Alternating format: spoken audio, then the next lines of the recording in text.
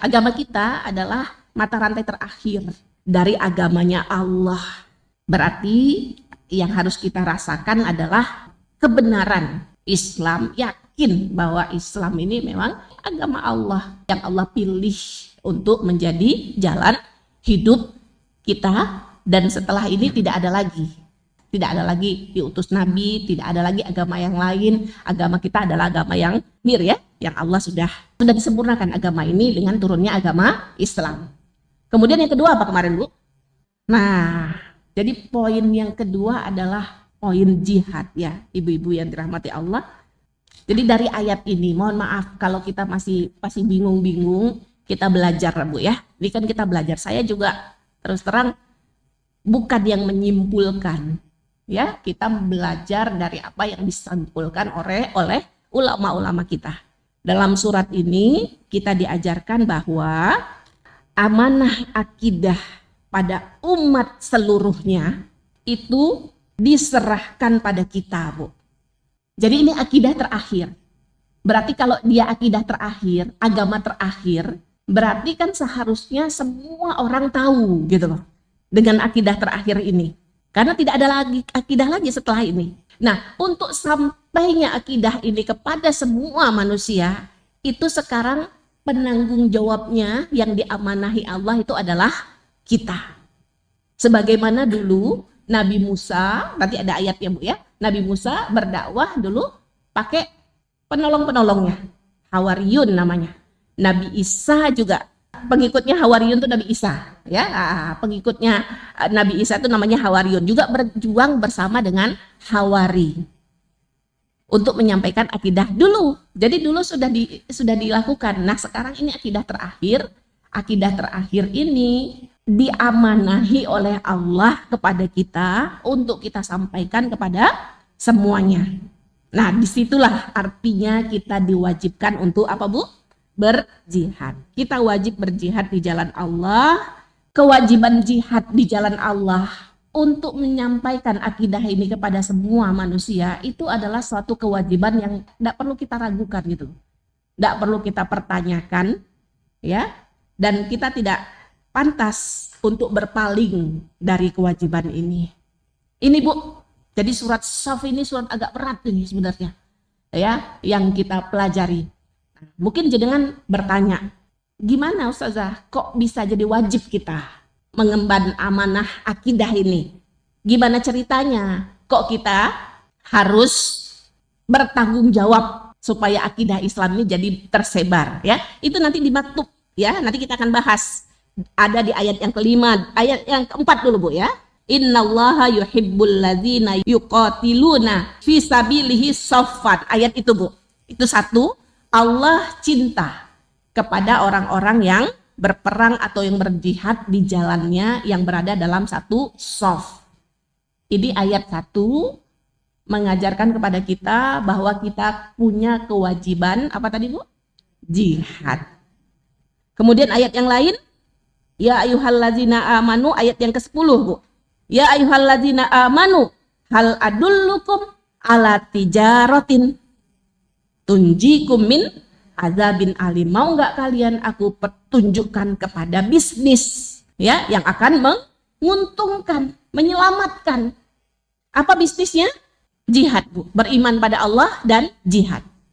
Satu lagi ayat yang terakhir, ayat yang ke-14. Ya ayyuhalladzina amanu kudu ansarallah. Wahai orang-orang yang beriman, jadilah kalian semua penolong-penolong agama Allah. Nah, 3 ayat ini Bu, yang kemudian oleh ulama disimpulkan ya, bahwa Islam ini akidah yang diamanahi Allah kepada kita. Untuk apa Bu? Untuk kita sampaikan. Ya, bentuk jihad kita itu iman kepada Allah tanpa ragu. Itu yang pertama. Kemudian kita berjihad terhadap orang-orang yang bermaksiat pada Allah Bu.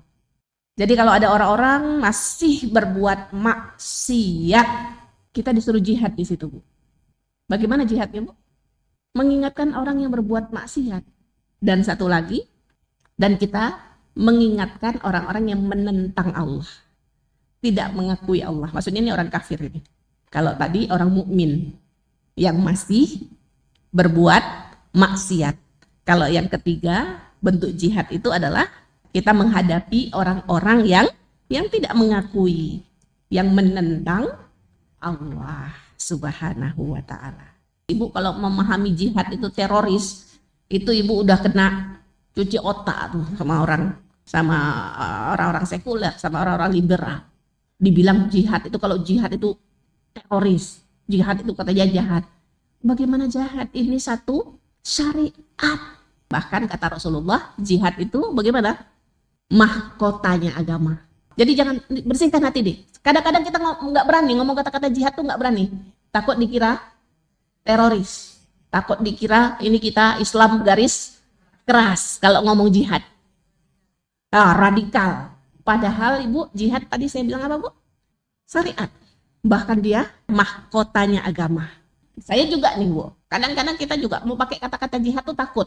Mau ngomong jihad itu kayaknya akan tertuduh gitu loh. Ya. Nah, kalau kita saja sudah punya pikiran begitu, bagaimana kita mau berjihad dengan sesungguhnya? Ya. Jadi jihad itu tadi bu, beriman kepada Allah dengan tanpa keraguan, ngingetin orang yang maksiat. Itu jihad itu. Ya, sama mengingatkan orang lain ya untuk berakidah dengan akidah Islam. Ud'u ila sabili rabbik bil hikmah wal mau'izatil hasanah. Siapa yang suka lihat itu Dr. Zakir Naik? Dia ceramah yang datang orang-orang Nasrani itu, yang orang-orang hebat-hebat, orang agama-agama lain, bukan Nasrani saja. Bukan ceramah di depannya gitu kan? Boleh nggak tuh? Boleh di mana-mana. Bahkan sebenarnya di Indonesia juga pernah juga ada, boleh kan kayak gitu loh. Nah, kita nggak berani gitu karena kita ilmunya nggak kayak Dr. Zakir Naik ya. Ya mudah-mudahan bisa banyak lagi ada Zakir Naik yang lain. Anak beliau sudah mulai juga ya, punya ilmu teologi itu bu, namanya. Jadi ngerti betul Injil, ngerti betul kitab itu, sehingga bisa mendebat mereka dengan pakai dalilnya mereka sendiri, sebenarnya bisa gitu. Yang menarik ya, saya pernah dengar tuh bu, ini Syekh Kamil Al-Labudi bu, itu yang kurikulum tahfiz Quran tuh loh, yang kami belajar juga ya. Itu dia dakwahnya di Afrika, caranya cuma dengan dengerin gini aja, dengerin Quran. Habis itu orang yang nggak pernah dengar Quran didengerin Quran, dan semuanya suka ketika dengerin Quran. Bahkan dilakukan eksperimen, didengerin Quran, didengerin musik yang lain gitu ya, sama-sama Arabnya gitu loh.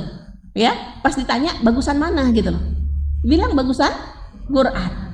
Nah, dari kayak gitu saja, semudah itu loh gitu loh. Kita mintalah sama Allah bu, bisa mengislamkan satu orang lebih baik dari ya dunia dan seistrinya. Nah, saya jadi ingat itu loh, almarhum siapa bu? Coach Stephen. Nah ya, beliau banyak mengislamkan.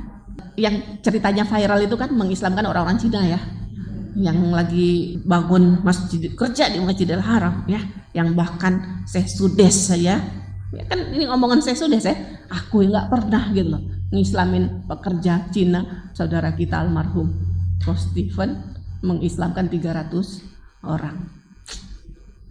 Ya Allah ya, itu jihad ibu-ibu yang dirahmati Allah. Jadi jihad berarti kalau gitu saya rasa identiknya dengan apa tuh bu? Kalau gitu bu, dakwah bu, dakwah itu kan tadi bagaimana untuk diri kita. Jadi kalau bicara dakwah itu kan menyeru ya, menyeru. Yang pertama sekali harus kita seru itu adalah diri kita. Itu dakwah kita tuh yang pertama sekali memang. Ya kemudian ya yang kita seru ya orang-orang yang menjauh dari Allah, yang bermaksiat. Dia sudah kenal Allah tapi dia masih maksiat. Ya mudah-mudahan juga kemudian kita bisa mengembangkan dakwah kita ya, buat yang tidak kenal sama Allah jadi bisa kenal dengan Allah Subhanahu wa ta'ala.